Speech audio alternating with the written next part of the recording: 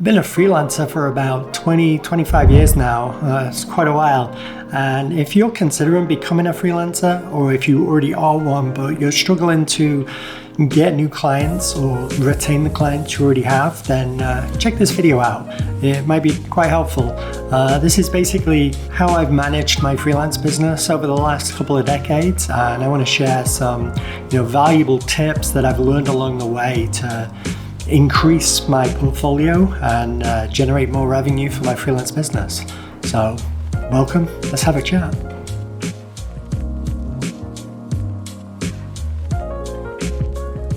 Hello everybody, my name is UK. Thank you so much for joining me today.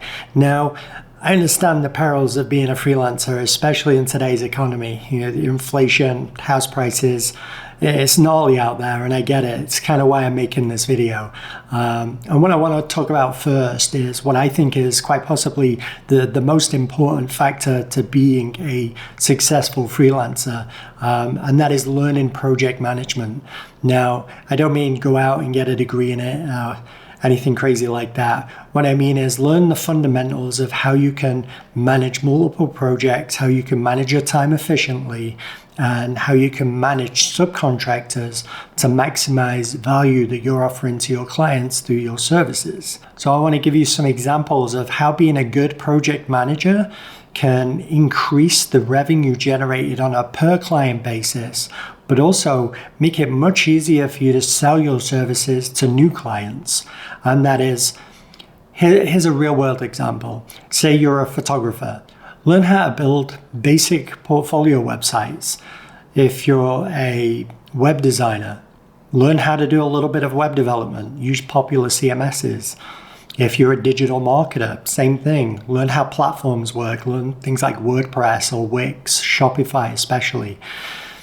The more skills that you can diversify into, the easier it will be for you to bundle the services that you offer. Now, I started about 20 years ago, primarily as SEO. I was search engine optimization. Digital marketing didn't really exist. It was mostly just ranking in Yahoo back in the day. But obviously, as the internet developed and Google was born, search engine optimization became, fiercely competitive. And it seemed like everybody had new tips and tricks and black hat, white hat, all kinds of wild, wild west stuff. And while that side of things was going on, I spent a lot of time learning new skills that I could bundle with my SEO skills to potential clients and my existing clients. Because you see, SEO and web development, they go kind of hand in hand. The same thing with photography and portfolios. If you can broaden the scope of your skill set and you can offer your clients everything in one, so you can become their linchpin almost, so they become reliant on you. This is a great way to retain clients for the long run.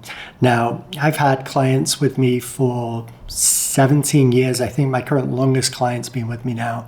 And we're basically friends at this point. But we got there through me going over and above the initial expectation. Now, a lot of YouTubers specifically will say, don't work for free. Don't take any unpaid gigs. Don't undersell yourself. You're too good for that. Always take money.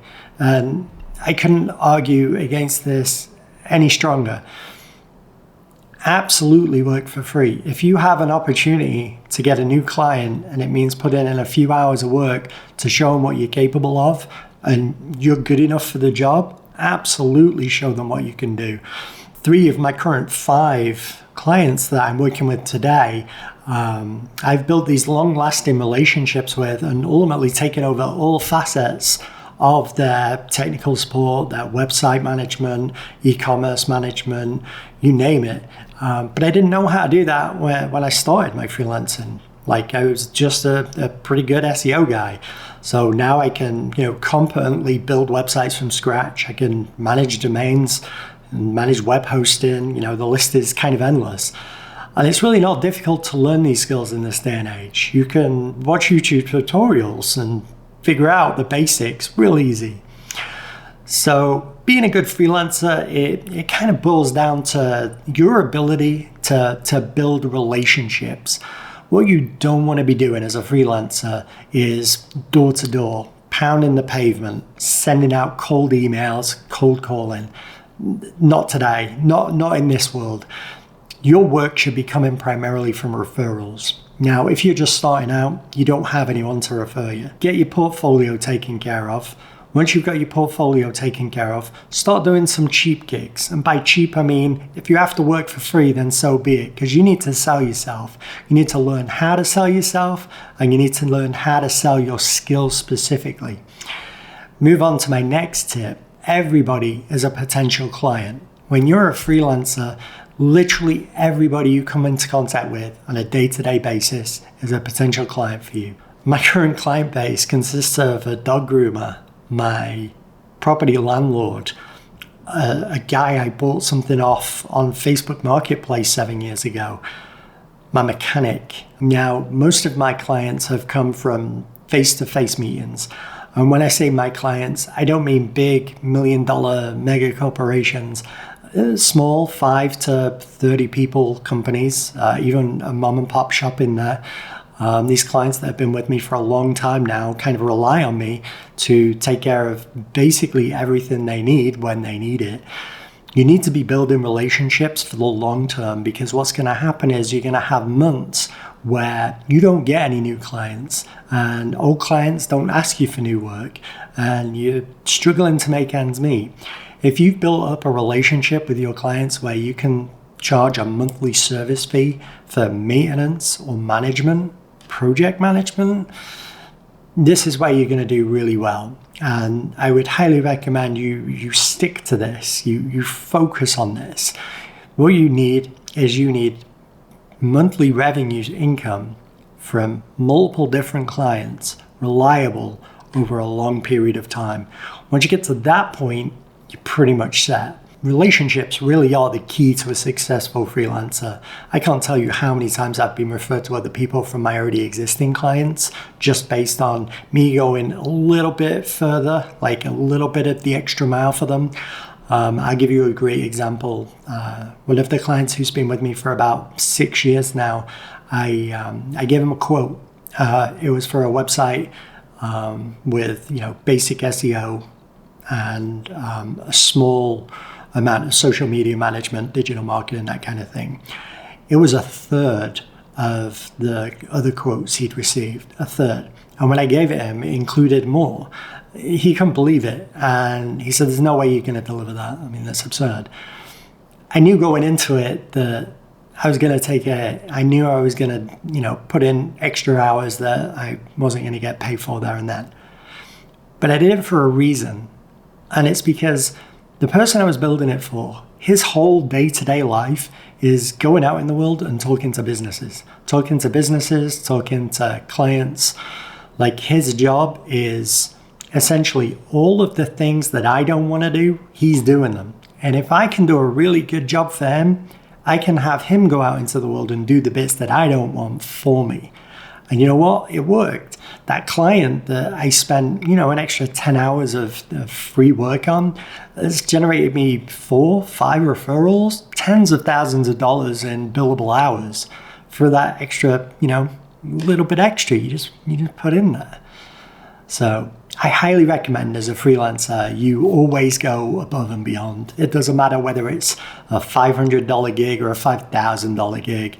You get the invoice, you send them the invoice, you deliver on the invoice, and you deliver something a little bit more, whatever it is. If you're a photographer, build them a portfolio website and list all the pictures you've taken for them.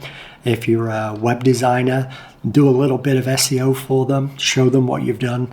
The things that you can value add that aren't going to take you very much extra time are going to pay off dividends in the long run. Diversifying your skill set in this day and age is pretty essential. If you're, strictly an SEO person and you don't touch social media, you just focus on Google SERPs, it's not going to cut it. You're not going to get tons of clients. It's just not going to happen. There are way too many people. There are way too many companies. There are way too many freelancers for you to be able to stand out just offering this single one service. If you were to maybe offer a little bit of basic web design, a little bit of basic e-commerce setup, maybe some Shopify setup, something like that, you need to be, while you're not working on your client sites, you need to be working on learning new skills. Because these new skills, you don't have to become, the best web designer or the best web developer. You just need to know enough to where you can sell that and bundle that and then subcontract it out. You're going to build relationships with your subcontractors, and those subcontractors are going to refer work to you. This is a cycle, and you basically build this cycle off the back of good relationships. Speaking of relationships, when your freelance clients calls, do you pick up right away? When they email, are you responding immediately? Because you should be. You need them to think that they are your number one priority in life. And you should be, especially if you're just starting out as a freelancer. This is how you build these long-lasting relationships. And these long-lasting relationships are what's going to pay your bills, allow you the freedom to work from home and, not have to commute in traffic and deal with all that crap. Build relationships for the future and build relationships with the future in mind. Always, always, always over-deliver on your promises. If you can't do it, get some help, okay? Learn project management, learn how to manage subcontractors, have the subcontractors take care of the things that you've sold, but you project manage and you deliver, and you will dramatically increase your hireability with these businesses. Now, we could talk all day about, build a portfolio website and go on Facebook and join all these groups that are full of people looking to hire freelancers. And no, if you're at a point as a freelancer where you are cold calling, essentially, where you are leaving messages on Facebook and, trying to get your portfolio out there into the ether somehow or other, it's not good enough. In today's economy especially, you need people to be shouting your praises from the rooftop. And what's going to get that done? What's going to get that done quickly and cost effectively to both you and your potential client? Work for cheap. If you're just starting out, don't set crazy prices. If you usually charge $2,000 to do an SEO audit and do all the SEO for our website, charge $500. For a small business, like small independent dental office, $300, whatever, it doesn't matter. And then over deliver on that. Because when you blow their socks off, even if you only make $300 out of it, the next person that comes into their office, they're going to say, you need a website? I got a guy. You need some SEO? Yeah, I got a guy. Oh, you're having problems with your photography and videography? I know a guy, right? That's what freelancing is all about, especially in 2024. It's you build relationships, you diversify your skill set, you learn how to project manage, and you will get more clients. But not only will you get more clients, you'll retain the clients you've already got for a long period of time. And the longer they're your clients, the more referral work you're going to get.